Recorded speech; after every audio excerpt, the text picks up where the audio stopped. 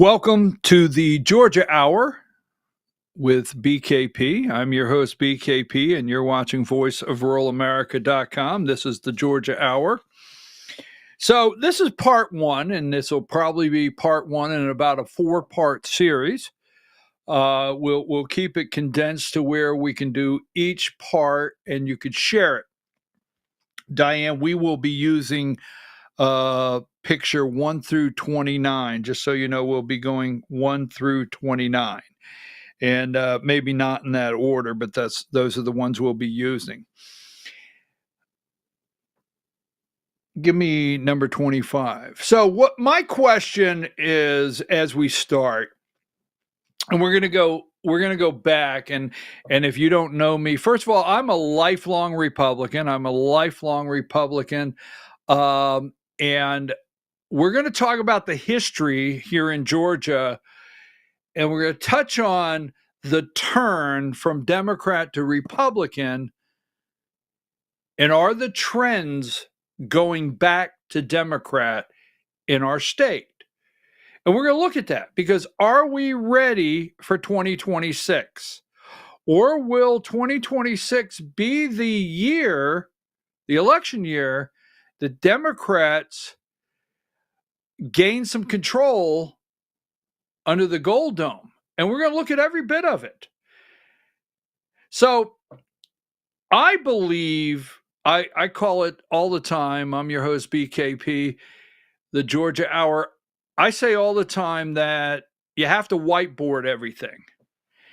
And for us to prepare for 2026, the election's over. The confetti has fallen to the ground. The ball is over. You've sent your tuxedo back to have it pressed. You've sent the ballroom gown, put it in the closet, whatever. The parties, the cheerleading, the bus tours, they're over. Donald Trump won. It's a very exciting time in America. Very exciting time. Donald Trump won. He's in the White House. But in 2026, Donald Trump won't be on the 2026 or the 2028 ballot unless he runs for the mayor of Mooseport. Did you get that one? Right? Unless he decides to be the mayor of Mooseport. But he will not be. Donald Trump won't be on the ballot in 2026, won't be on the ballot in 2028, the next presidential cycle. And the next big cycle in Georgia, which is the constitutional offices in Georgia, this is a big one. It's open. It's open. The governor, all the way through to one of the U.S. Senate seats, up for grabs. Now, we'll get into that in just a moment. So, to start, I want to do just a little bit of history. And the reason this was all going to come together, a little bit of history. First of all, we have gotten to the point where number 3, right? Number 3 is vote Republican, vote red. Why? That is what we are. We will say all the time, it's vote Republican. Any day it's better to vote Republican or vote red than a Democrat. But we're up to the point right now in the party, we'll stay focused with Georgia, where we don't have a clear why. We don't have a clear why. It's just better. Clearly why. So go to number 2, 1999, right? Y2K. Y2K. Remember 1999, Y2K? We had a closet of canned food. None of the computers were going to work properly because they were 1999 and they would not roll over to 2000. Our water system, our electric grid, we were all worried about what would happen. And we learned immediately, obviously, they could get control or have control over us just like that. 1999. But 2000, right around the 2000, is the great Republican takeover of Georgia. It's where it's where it turned. Right around 2000 is where the Republican takeover really started in Georgia. And Republicans started winning constitutional offices, started winning state senate, state representative, and majorities were growing on that side. And that's when Republicans really started to grow. Now, I call it and I'm going to go through these offices and I'm going to lay some things out and then we're going to break it down. I call it the great number 4. I call it the great flag promise. I call it the great flag promise and how to control the base. All right. Now, if you don't know, if you're not from Georgia or you were not in the state at that time, in politics, you make a promise that doesn't upset this side, but can stir this side and get them into a frenzy, and it's a win-win. I'm gonna explain. I call it the great flag promise and how to control the base. Because right around 2000, especially 2003, Republicans in Georgia, especially one particular one that kind of led the way in the great Republican takeover of the state of Georgia, used what is still working today in politics, what I call the great flag promise and how to control the base. Now, we're at a point, and I don't want to fast forward, in Georgia that we have an enormous amount of pockets in the Republican Party side. We'll go there in just a minute. So let's go with this right here. First and foremost, let's start with Diane, give me 27. Now, we have the Georgia Republican Party chairs. And I'm going to say Ralph Reed was very instrumental in 2001 and 2003 of working to turn Georgia red, Republican. Ralph Reed was very instrumental with the Georgia GOP chair at that time of growing the party, switching voters from Democrat to Republican, switching lawmakers all of a sudden said, I'm not going to be a Democrat, I'm going to be a Republican. Ralph Reed was very instrumental in that. And I remember 2007 to 2013, I became very involved at that time. Sue Everhart is the first GOP chair that I personally met, first GOP chair that I attended a dinner where she was at, myself. But 2007 to 2013 with the GOP is where most of the control of the state fell under Republican Party. And then we have an up. We're going to see the up. And then John Pageant from 2013 to 17 incorporated the party, GOP Inc. We'll talk about that later. But after that 2017, we'll look at this. There's a decline in the state, in the party. We start with a decline. So we have to look at all of this. We have to say where we're at and how are we going to overcome that? Or are we going to start losing these offices to Democrats? So let's go with this. And we're going to go one at a time, and I'm going to put some explanations out there. Let's go with the governor's office. Or let's go with this one. And I'll explain. We're going to go through constitutional offices first. First, we'll go through constitutional offices in the state. And then we'll go into the state Senate and so forth. So let's go to, because there was a turn around 1994 is when the turn started in Georgia. But it's an interesting fact that happens. Let's go with number 19. This is Insurance Commissioner and Fire Safety, one of the constitutional offices. And remember, John Oxendine became a Republican in 1994. But don't forget, when he decided he was going to run for governor, afterwards, John Oxendine was sentenced, right, to 3.5 years in federal penitentiary. So one of our Republicans, went to the federal penitentiary, John Oxendine. But the Republican turn in the state started 1994. Look at Jim Beck, Republican. Okay. And there's some things I want you to pay attention to. Of Republicans have somewhat become the party of, appointments. So Jim Beck, 19, is serving, is he still in prison? But he got a 78 months to federal prison for Jim Beck, Republican insurance commissioner.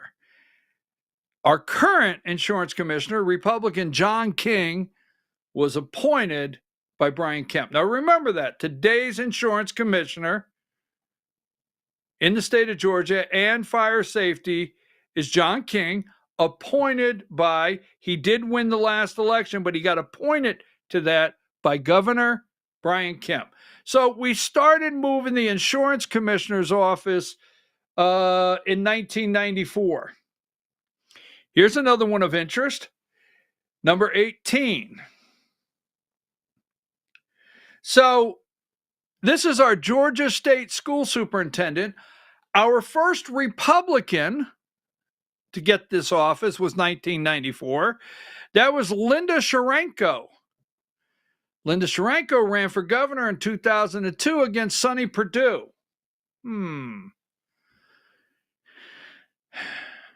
She got 8 years in federal prison for embezzlement. Now, I know the backstory on that. We won't take the time, but we started our first two Republicans that started turning the state in 1994 ended up getting sentenced in crimes, but we started turning the state school superintendent.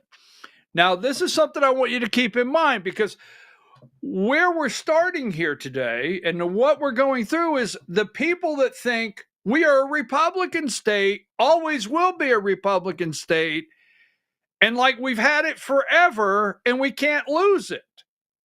And that's the furthest thing from the truth. Now, Gary Black, and I do like our Georgia Agriculture Commissioner now, Tyler Harper, but Gary Black, my understanding, Republican, 2011. We did not get, the Republicans, we did not win the Georgia Agriculture Commissioner office until Gary Black, and I think it's the first one in Georgia history. So we didn't get this office until 2011. You see, the transition started in the 90s, but really around 2000, and we did not complete the Republican transition in Georgia until late 2011. That's not a long time ago.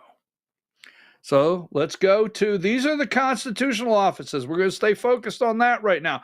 Now, it's sad to bring up this one. I really don't like this, but we got to stay focused here. Number 17.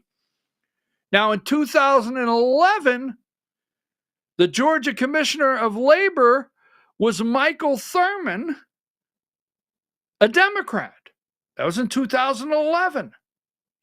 Mark Butler was the first one, and then sadly, rest in peace, Bruce Thompson died this past year, or 2024. Waiting, and we're waiting for Governor Brian Kemp to appoint. Governor Brian Kemp will this year appoint. That would be 2 constitutional offices he will get an appointment at, the Georgia Commissioner of Labor. But I just wanted to show you, in 2011, a Democrat had that office. That's right. Now we're gonna lay all this out. So let's go to number 16. Our Attorney General in the state of Georgia, Thurbert E. Baker, the Democrat, 2011. You see, we started late 90s with the Republican turn. We didn't complete it until like 2011, till we got the Attorney General's office. Sam Olens became the first Republican there, 2011. And in 2016, Nathan Deal, former governor, appointed Chris Carr. So now we're going through here, and as you can see, several of these constitutional offices, since Republicans took over, every opportunity they get, they start appointing. So there's an incumbent. So just saying, there is something to watch here. Now, Secretary of State. Now, something I want you to keep in mind here as we go through, and I'm not a DEI. I do not support DEI. Don't get confused. But as you can see here, Secretary of State, Catherine Cox, 2007, held that office, right? And Karen Handel became Secretary of State in 2007. Now, 2010, Governor Sonny Perdue, the same guy that became governor in 2003, that created the Great Flag Promise. 2010, Governor Sonny Perdue appointed Brian Kemp to be Secretary of State. Appointed. All right? Now, let's stop at Lieutenant Governor and Governor. Now, Lieutenant Governor in 2007, this is number 15. Lieutenant Governor in 2007, all right, was Mark Taylor, and Casey Cagle, Republican. The Lieutenant Governor's office in Georgia was not established until 1947, and all Democrats up to 2007. First time Republicans got the Lieutenant Governor's office with 2007. They got it away from Mark Taylor.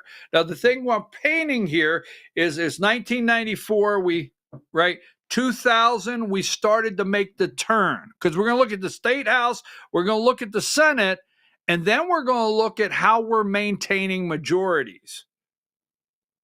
The part they don't want to talk about, because we're not growing the party, we're not growing our vote, we're not growing our majorities, we're not building on this, we're going backwards. So the governor is Roy Barnes, and Roy Barnes is 1999 to 2003. As you can see, a Democrat right up to 2003. And then Sonny Perdue, 2003, is the first Republican since 1872 in the state of Georgia to hold that office. Now, Sonny Perdue is the biggest turn in the governor's office, Republican, in 2003. And Sonny Perdue today in Georgia still draws over $500,000 as the chancellor of our state school university system, the Board of Regents. He's in charge. Somehow this guy has gone full circle, and they laid this out. He's still there today, getting over $500,000. Now, Roy Barnes, he did this. And this is where I call it the great manipulation, the great flag promise, number 4. So this is not, you want the Georgia Confederate flag, battle flag, has nothing to do with it whatsoever. Number 5. Purdue ran on a promise to allow the statewide referendum on the flag of Georgia. Now, this is our first governor since 18 something, right? Republican. And at this time, the Confederate battle flag is very controversial. A lot of people are wanting it taken down. You and I both know this. So Purdue runs on the promise to allow the statewide referendum on the flag of Georgia, while it was implied that the referendum would be on the 1956 flag. So what Purdue did, and I call it the Great Flag Promise, is he capitalized on the base. All right. He got the base over here to get on board. And then he also capitalized on the other side of the party that said, well, okay, we'll get a new flag and we'll vote on it. The New York Times, this is number 6. This is January 21st in 2003. Georgia new governor is pressed to make good on his pledge about the flag. Sonny Perdue is in a pickle, right?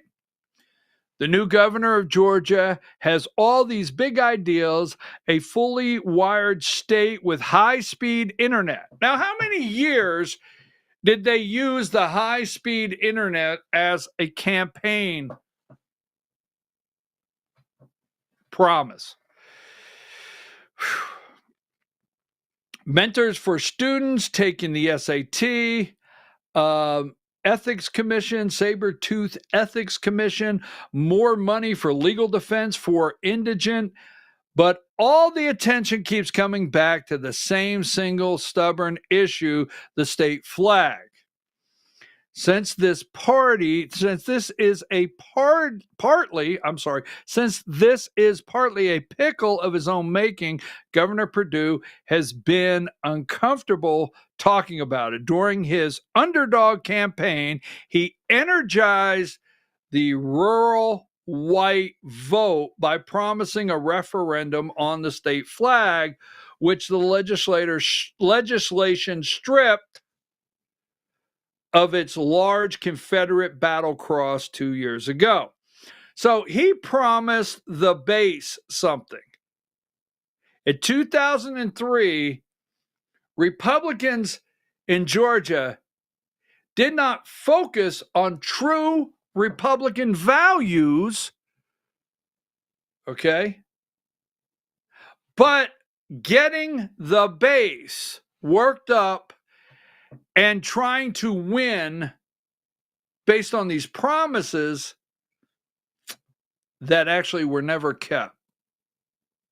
So that being said, we're going to go into the next part. Let's go into those are the constitutional offices.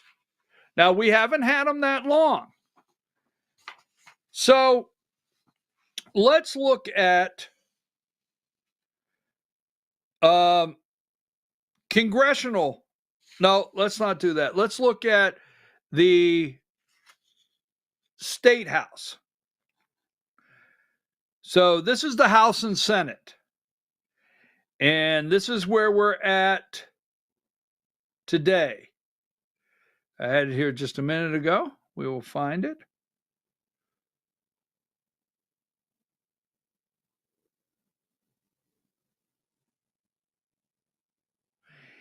Number 13. So in the 146th state legislature of Georgia, that's 2001, Democrats held all the Senate majority positions. Democrat Speaker of the House, Tom Murphy.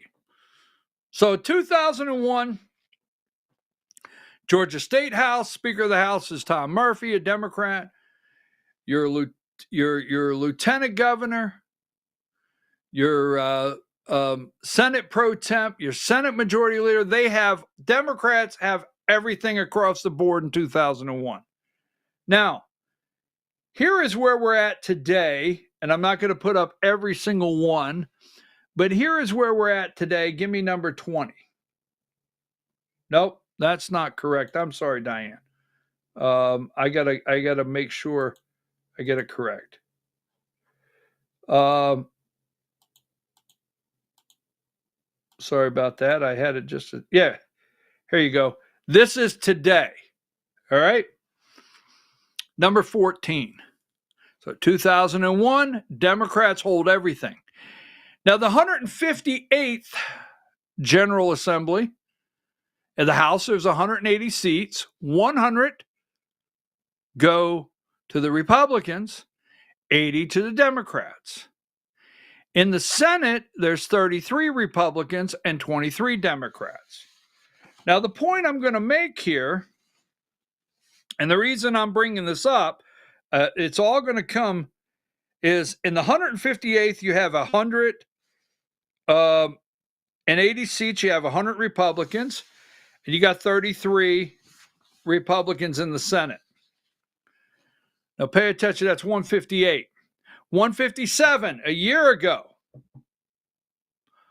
102 to 78 in the House. Ready? There's 102 today. Ready? The Senate, 33-23, maintained last year. 156 just 2 years ago. 103-76. So we're holding our own there. And the Senate had 34-22, 34 Republicans. Lost one. Now, 154. Now, these are areas where we have what's called a supermajority. 154, not long ago, not many years ago, there was 116 Republicans in the House. 116 in about 4 years. 54, let's see, 55, 56, 57, 58. In just 4 years, we lost 16 Republican seats in the House. 16 Republican seats are gone. Exactly. In 4 years, the Senate was 37-18. We've lost 4 seats. 4 in the Senate, 16 in the House. In 153, okay?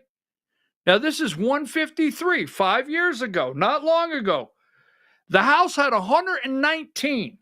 So in the 153rd State Congress, the Georgia State House had 119 Republicans. Today, it's 100.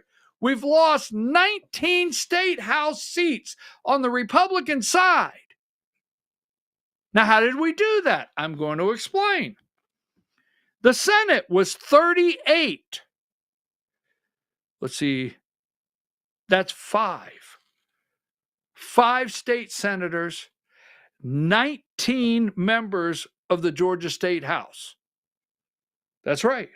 Now, in 50, okay, Georgia, in the Georgia legislative session, in the 150th Georgia legislative session, Glenn Richardson transferred the power to David Ralston.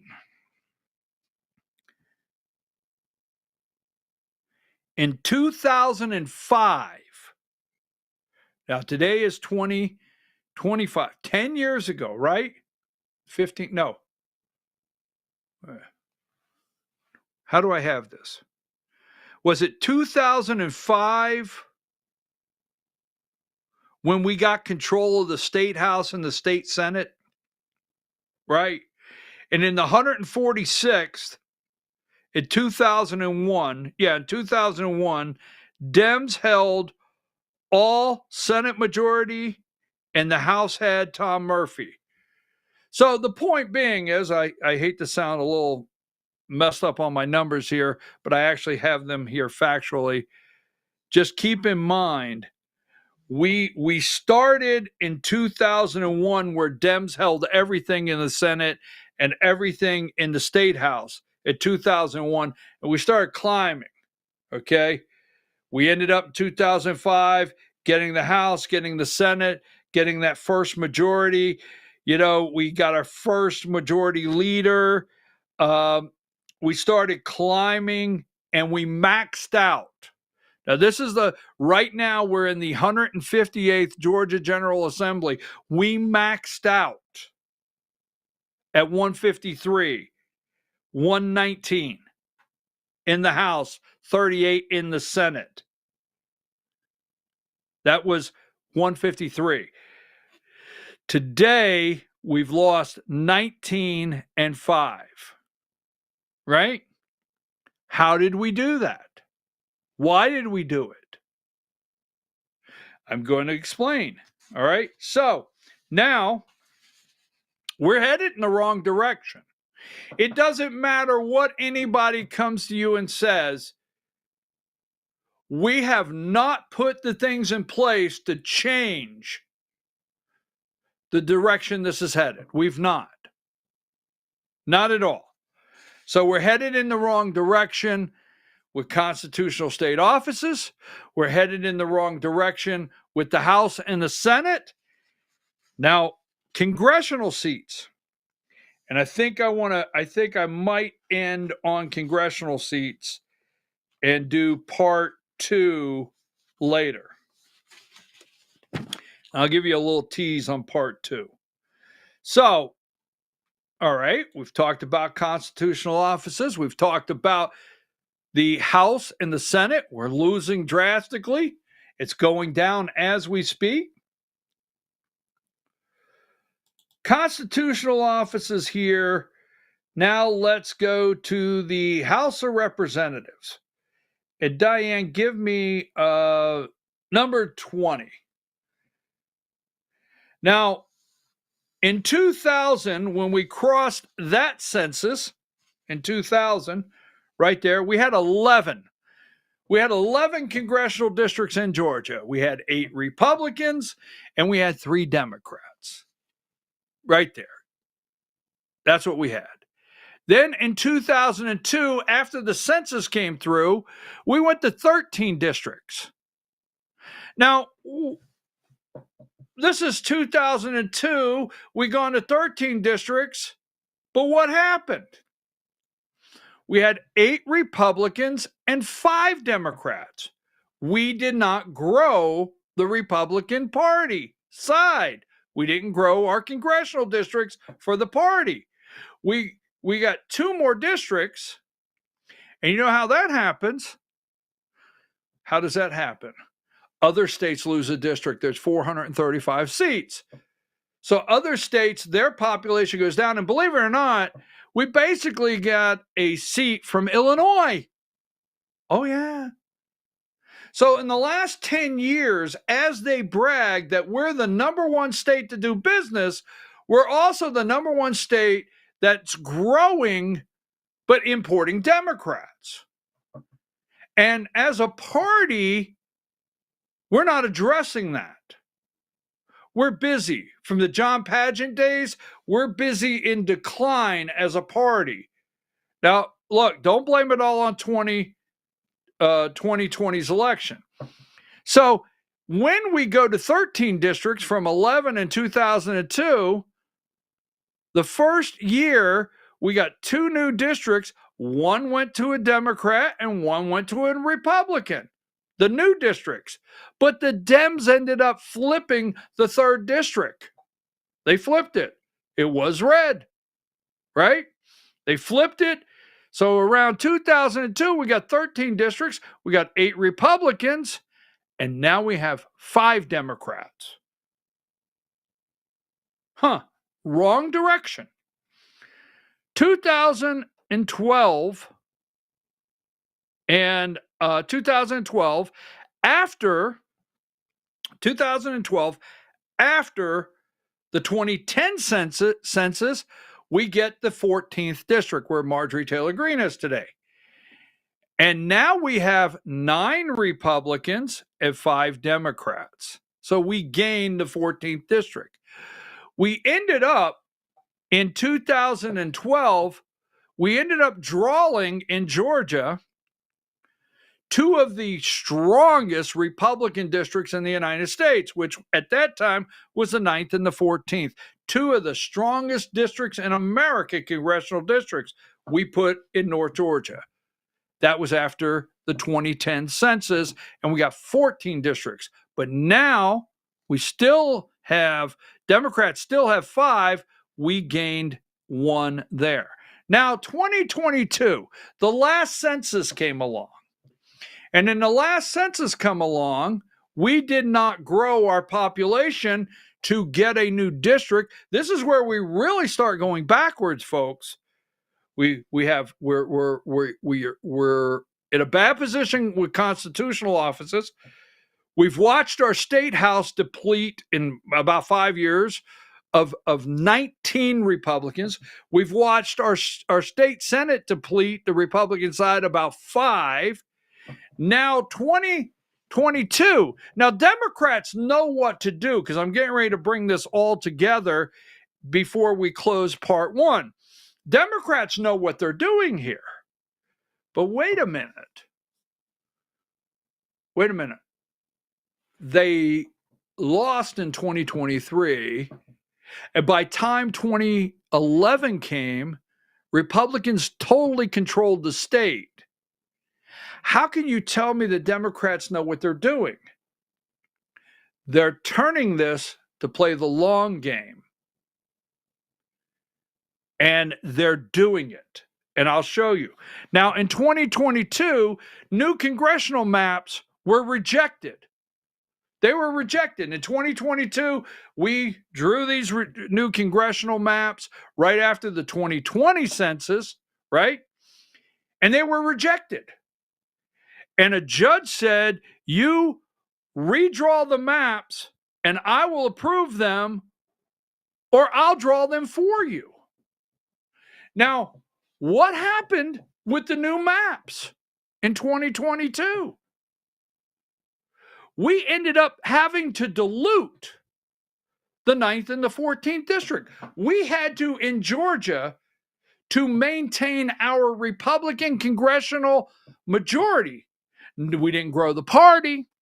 We didn't reach out to the minorities. We didn't grow black vote. We didn't grow Hispanic vote. We didn't grow anything. We diluted the 2 of the strongest Republican districts in the United States to save our congressional majority numbers in the state, right? This is where we diluted the 9th and the 14th. We took the 14th down, right? We took the 14th down into Cobb County. We took the 9th down into Gwinnett.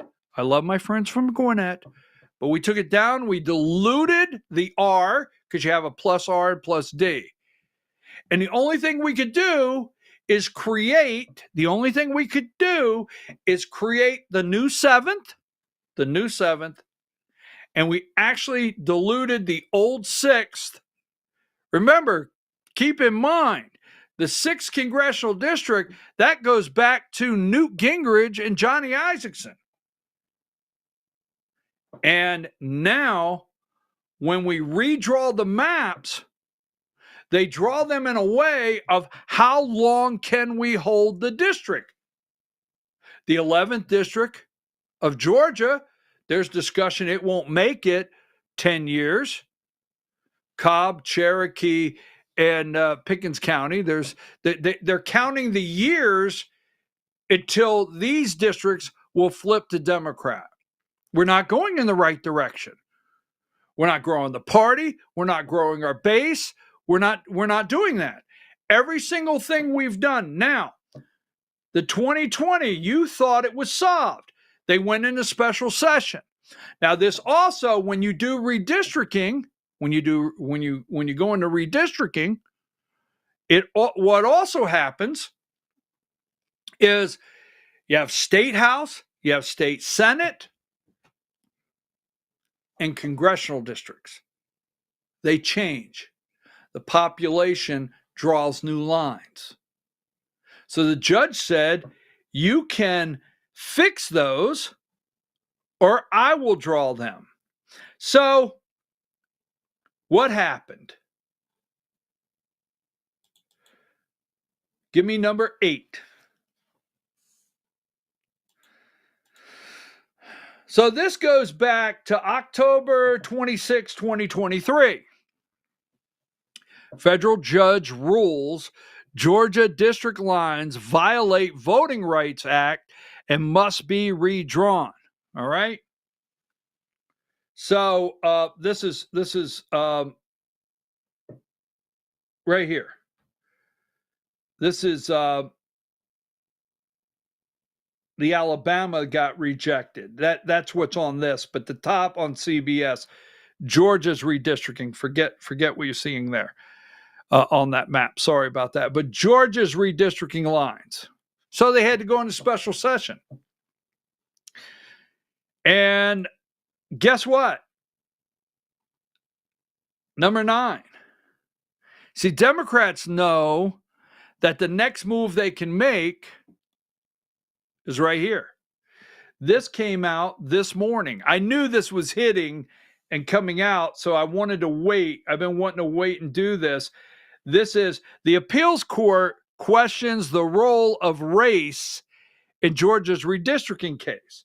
Georgia asked a federal appeals court Thursday to overturn a ruling that required more majority black state and congressional districts. This is still going on. They say we don't have enough minority districts representing black and other races in Georgia. We're not done. The redistricting, I did this segment several years ago, number 12.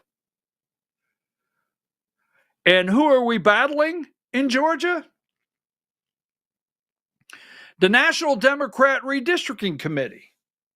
Now, when you pull up the National Democrat Redistricting Committee, who do you get? Right here. You get Eric Holder. Right? You get Barack Obama. There is no off-season in redistricting. Gerrymandering poses a critical threat to our democracy. They fight every day against every district in the state of Georgia against us. Eric Holder, Barack Obama. We're not growing the party. Now, I'm going to end with this. Well, let me go in the state Senate, and then we're going to come back and do part 2 next week. We're already running late. Thank you, Diane. But I want to show you something else. Could we lose a state office? When I mean that, could we lose the governor's office in 2026? Could we lose the lieutenant governor? Could we lose the AG? Is it possible? And the answer is yes, because no one is putting all these things together and saying, put the brakes on. We have to have someone in place that actually says and doesn't stick their head in the sand that we got to make some changes. All right. So let's go with the Senate. And Diana, I'll get out. I'm sorry to keep you so long, but let's go with the Georgia state, the Senate. Number 21. Now, before you yell the machines and before you yell they cheated, in 2005, the Democrats had the Senate with Zell Miller. In 2005, Republicans, when Zell Miller left, Johnny Isakson got it. Then Kelly Loeffler in 2020 was appointed by Brian Kemp. And then Raphael Warnock won in 2021. He was elected twice, and then in 2022. So in the state of Georgia, they have already flipped. Democrats have already flipped 2005 to 2021. They've already made the total turn to a Democrat holding a statewide seat, Senate, and a black man.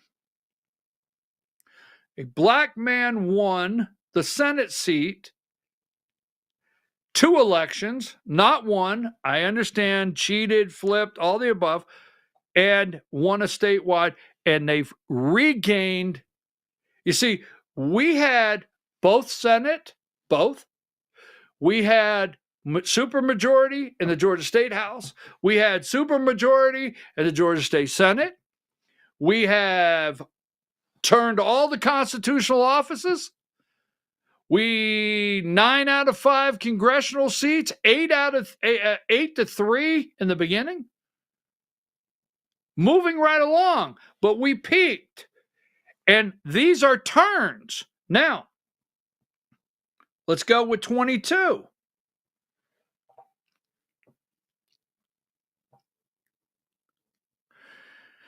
In 2003, a Democrat, Max Cleland, was the U.S. Senator from Georgia. In 2003, Zaxby Chambliss, we flipped it to Republican. Then we went to David Perdue. In 2021, it flipped to Jon Ossoff, a Democrat. It flipped to Jon Ossoff, a Democrat, was on the ballot, and he's on the ballot in 2026. That's the Senate. Moved that direction. Now, I'm gonna show you 2 more things. All right. And I'm not a DEI guy. I'm not. But let's keep this in mind, and then we'll get out for the day. I want number 10.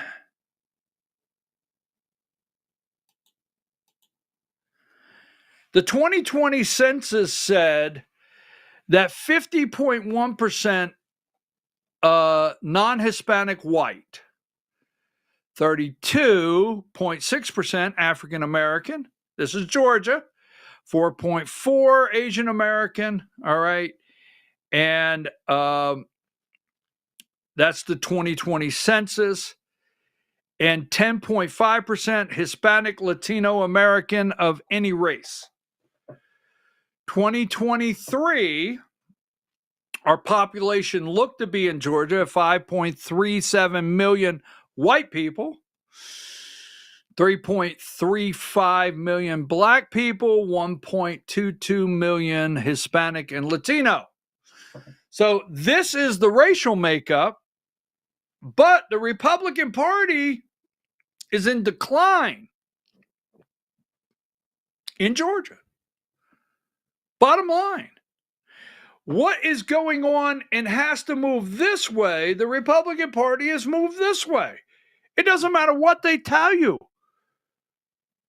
The only thing that has saved the Republican Party majorities at this time is redistricting. And they have to keep shifting the lines to hold majority. That's it. We're not out there as Republicans working hard to grow the vote. We're drawing new lines to hold majorities. That's the bottom line of where we're at. Now, the reason I bring this up, recent trends, number 11, recent trends, the black population has increased 13% in Georgia in the last decade. The Asian population has increased 53%. The Hispanic population has increased 32%. The white population has decreased slightly. This is Georgia. This is it. I'm not a DUI guy. I'm not a diversity, equity, or nothing. But here's the bottom line. The black population increased 13%. Asian, 53% increase. Hispanic, 32% in Georgia. White population has decreased slightly. Now, let me show you something. Number 23.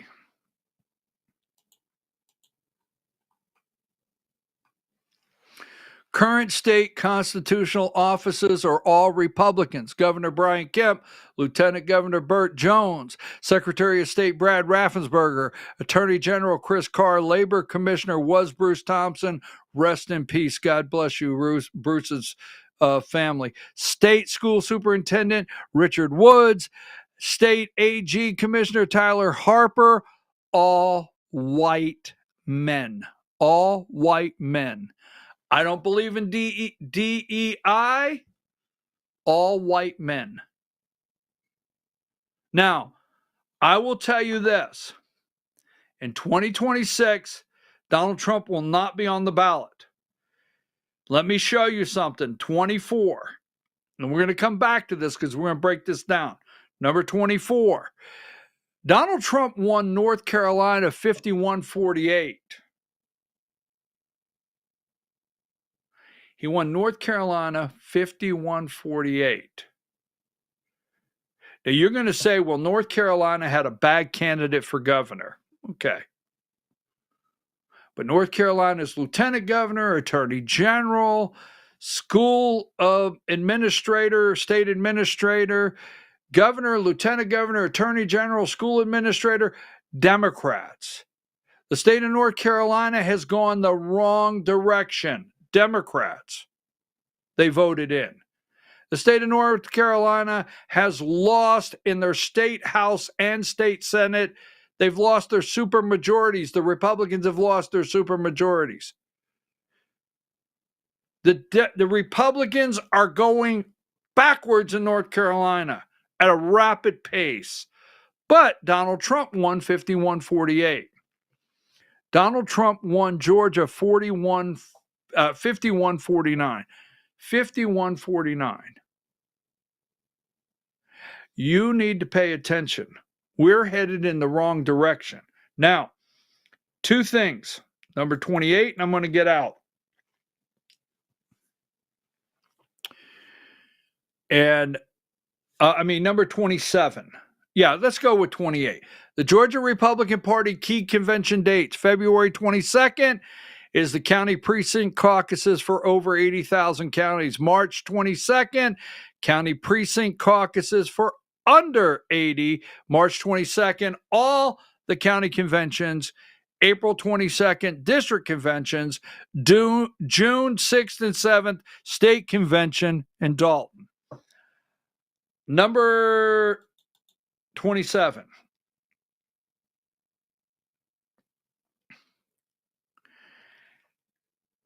There's going to be people tell me we won. The Republican Party, Donald Trump won. There's going to be people tell me Donald Trump likes Josh McCoon. Donald Trump doesn't know Josh McCoon, the chairman of the Georgia GOP. Now, the only thing Josh McCoon had to do in the last 2 years was get out of the way. He had two major focuses. All right? Well, he had three. One he didn't play his hand with so much. But one of Josh McCoon's focuses was to create enough revenue to pay the legal bills that there was money already in the bank for to keep his good friend David Schaefer, former GOP chair, indicted by Fonnie Willis, to keep him out of jail and keep his attorneys paid. Bottom line, whether you like that or not, Josh's number one, the Chairman McCoon priority was to figure out and make sure David Schaefer's legal bills got paid and try to keep him out of jail. That was successful. There you go. The second thing he needed to do is just stay out of the way, because the Georgia GOP Inc., which is filed incorrectly, and we'll get into that later, all right? The Georgia GOP Inc., Josh McCoon promised, see, John Padgett incorporated the Georgia GOP. Josh McCoon promised everybody when he got elected he would fix that. He has not fixed that, the proper filing. But the second thing Josh McCoon had to do was just stay out of the way. Everything was perfect. The storm was perfect storm. Everything was set for Donald Trump. Now, what somebody's going to tell me is, well, Charlie Kirk and Turning Point, they really like Josh McCoon. Folks, I have to tell you, in 2026, Charlie Kirk and Turning Point is not going to flood the state with money and resources for our elections. It's not going to happen.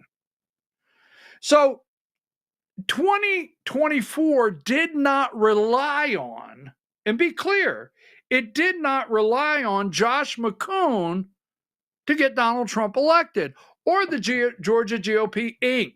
Now, there's a lot of people around the state that worked very hard, and I'm not knocking any of you. There's a lot of people out there. You registered people to vote. You got out. You got them to the polls. You worked very hard to get Donald Trump elected. But that's not what came from the state apparatus. So what he had to do is stay out of the way of the RNC. The RNC basically came in, took over the state of Georgia. All he had to do was stay out of the way. Right? Charlie Kirk, Turning Point Action, and some others came in, and all he had to do was stay out of the way. Well, folks, he did stay out of the way. He did show up and say some great things that people liked. But he does not have the management skills for 2026. He does not. Josh McCoon cannot take what I showed you this morning, the decline that's taking place, and put us on a winning track statewide. Someone has to be the next chairman that understands what I said, where we have come from, where we have to grow this party. Now we have this group and we have that group and we have groups everywhere that have exploded, but the numbers don't lie. We're redrawing things and readjusting everything and diluting Republican districts to try to save our congressional majorities. We have 2 Democrats as a senator. We're in hopes we can get rid of one in 2026 and turn it back Republican. We have a state house that has lost 19 seats. We have a state senate that's lost 5. Right? Going backwards. At the rate we're going, one of our constitutional offices will go Democrat. It's very possible. You see, the turn, you got to understand that. And you have to have somebody start. Now, the last thing that Josh McCoon was to do was to quietly bring Brian Kemp, although he's a Republican, the governor of Georgia, back into the party apparatus.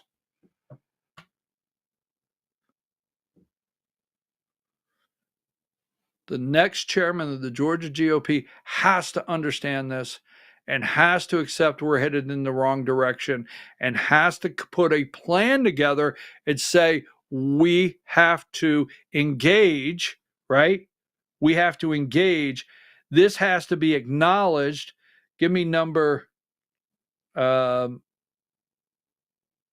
Diane's going to give me number 11. This has to be acknowledged. They talk about outreach all the time. Black population, 13%.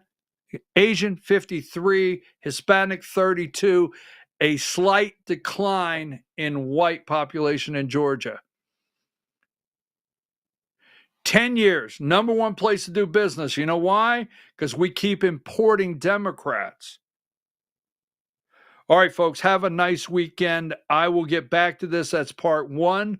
We will continue part two next week, right on into the convention. But I hope, when I say I hope this is helpful, I hope it's eye-opening and that we all will come together and not just say unify, but get it together enough to say, you know what? We got a problem here, and put a plan together. I'll say take a break. I'll see you Monday morning. Sorry to hold you so long, Diane.